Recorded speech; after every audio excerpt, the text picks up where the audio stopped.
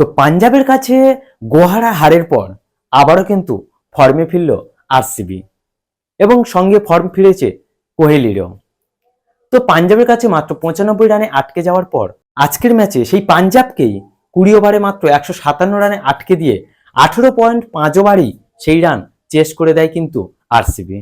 তো আরসিবির হয়ে ভালো ব্যাটিং করেন বিরাট কোহলি এবং দেবদত্ত পাডিক্কাল।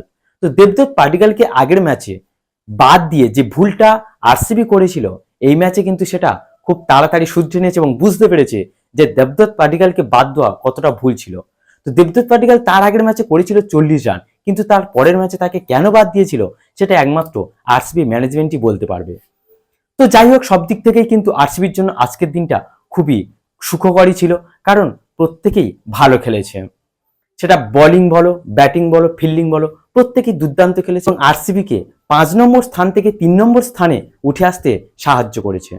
তো আরসিবি এই মুহূর্তে 8 ম্যাচ খেলে 10 পয়েন্ট নিয়ে 3 নম্বর স্থানেই রয়েছে এবং পাঞ্জাবের বিরুদ্ধে যে হারটা তারা স্বীকার করেছিল তারও কিন্তু মধুর প্রতিশোধ নিয়ে নিল আরসিবি।